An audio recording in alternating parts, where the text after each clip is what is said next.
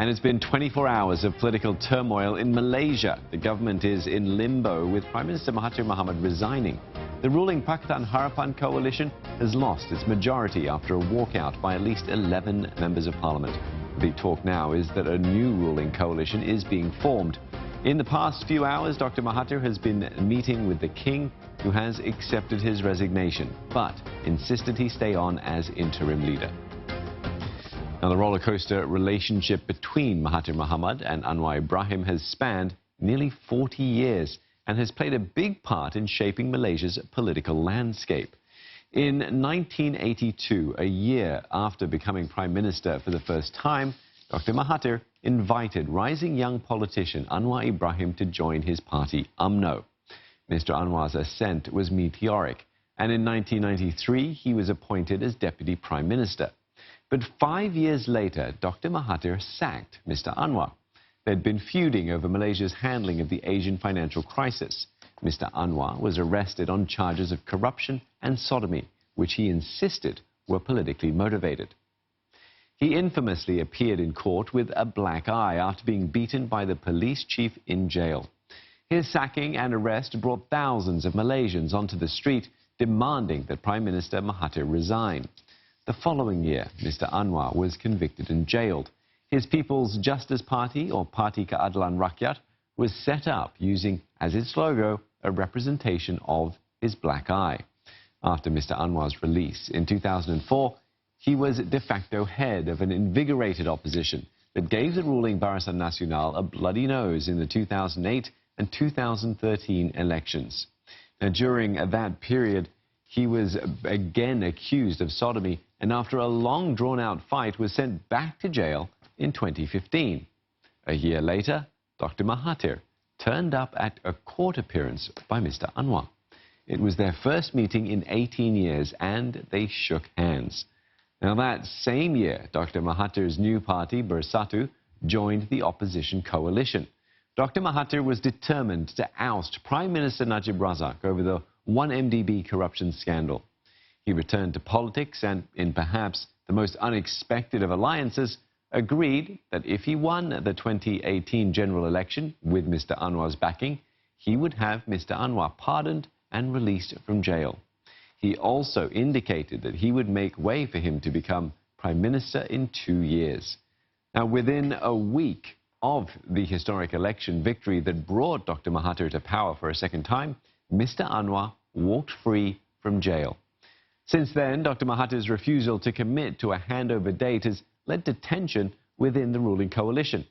After this past weekend of high political drama, Mr Anwar declared he had been betrayed by former friends of Dr Mahathir's party, along with traitors in his own. Now, for more on this, Professor James Chin, Director of the Asia Institute at the University of Tasmania in Hobart, joins us for some analysis on this. Firstly, now that Malaysia's king has accepted Prime Minister Mahathir's resignation, what happens next? Well, what happened is that the king has appointed Mahathir the interim prime minister. So now both sides are chasing the numbers game. They're trying to make sure that they get enough MPs to form the next government. Now, one very important thing, and probably the most interesting thing about the present crisis, is that this is really, really unusual. I've never seen in any other country, which is that both sides are putting up the same person to be the prime minister. So the opposition, who is trying to depose Pakatan Harapan, is actually naming Mahathir as their person they want to be the prime minister. And my understanding is that the new Pakatan Harapan is also putting Mahathir up as the new prime minister. So in some ways, it really doesn't matter how the crisis goes. It's very likely that Mahathir will come back again as the prime minister. Okay, so saying that, why did Dr Mahathir resign then? What is his end game by doing so? He had to resign for tactical reasons because Malaysia followed the British system. If the prime ministers resign, it means automatically the entire government resigns as well. He had to resign, otherwise he cannot put together a new coalition. So that begs the question then, why did he want to do that in the first place, when there was already an understanding that there would be a transition of power to Anwar Ibrahim? I think if you talk to people in Malaysia, there are various versions of what do they mean by transfer of power. Basically, what happened last Friday at the Pakatan Presidential Council meeting was that they agreed, after a very heated debate, they agreed to give a free hand to Mahathir, and that Mahathir was to resign after the APEC meeting, which will be held in November this year. But the crucial part is that they did not attach a date to it. In other words, Mahathir could name the date of his retirement, and this was confirmed by Anwar Ibrahim at a press conference. This means, in theory, come November, after the APEC meeting, Mahathir can actually stay on longer than what is envisaged by a lot of people.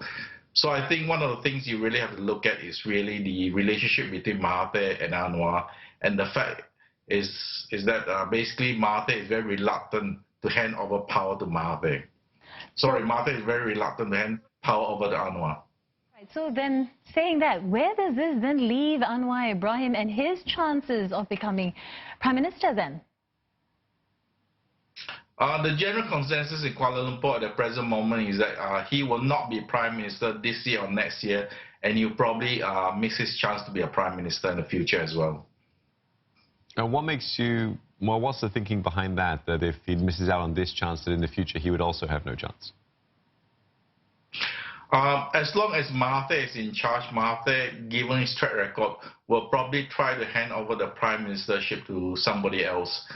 If you look at their relationship for the past 40 years, it is quite clear that ever since he was set by Mahathir in 1998, Mahathir has made it quite clear that he doesn't believe that Anwar is the right person to lead Malaysia. My suspicion and my speculation is that Mahathir thinks that Anwar is not capable of ruling Malaysia, and that Anwar is not acceptable to large parts of the Muslim community in Malaysia. So if he said that, and if he thought that, if that's the thinking behind it, why agree with Anwar in the first place then to go into the elections and then say 2 years later, I'll give you the Prime Ministership? Oh, that's very simple. Prior to the election, everybody got together because everybody wanted to get rid of Najib. You can't really hold them to what they agreed on before the elections, because back in 2017, 2018, it was widely understood among everybody that Najib has really damaged Malaysia because of the 1MDB corruption case, and that you really need to get rid of Najib. So basically, everybody came together in the opposition side to get rid of Najib. I wouldn't hold up too much against Mahathir or the rest of the opposition. You can see this clearly in the manifesto they put out in 2018. They made all sorts of promises, and some of the promises actually contradicted each other. It was very clear that election was all about getting rid of Najib. Well, with the situation that we find ourselves in now, is there a possibility or the chance that a snap election could take place, or do you see this as purely, as you mentioned earlier, sort of horse trading, trying to get the numbers to form a new coalition government? A general election, obviously, is my preferred choice to break the deadlock, but it will really depend on the king. The king can't really order a general election, but he can actually influence by advising the Prime Minister, in this case, the caretaker Prime Minister Mahathir, to go for the general elections. But we have to see the sort of numbers they put together. So, for example, if Mahathir can go and see the king and tell him, you know, I've got upwards of 130, 140 members, obviously that is quite a significant majority, then the king may not require Mahathir or suggest to him to go for a general election. So everything depends on the horse trading over the next 24 to 48 hours. All right, thank you for giving us your thoughts on it this evening. Professor James Chin, Director of the Asia Institute at the University of Tasmania.